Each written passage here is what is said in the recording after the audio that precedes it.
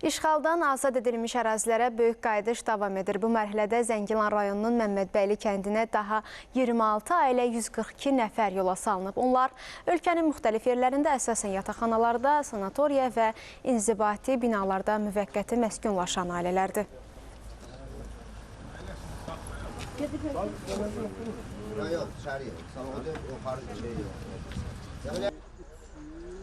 Biz bugün Zəngilan rayonu Məmmədbəyli kəndinə qayıdırıq. Yoldaşımın kəndidir. Sevinirəm, sevincimin həddi hüdudu yoxdur. Prezidentimizə can sağlığı, xanımına, həmçinin şəhidlərimizə Allah rəhmət, qazilərimizə can sağlığı. Mənim oğlum da müharibə iştirakçısıdır, veterandır. Ən azından sevincimin həddi hüdudu yoxdur. Gedirik yenə yaşamaq üçün, qrup yaratmaq üçün inşallah Allah sağlam ömür versin.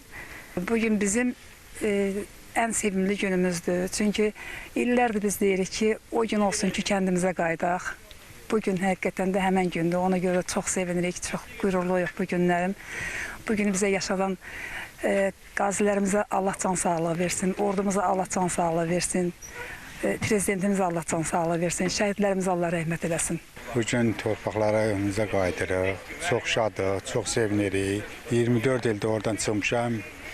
İndi 58 yaşım var, indi o torpaqlara qayıdıram.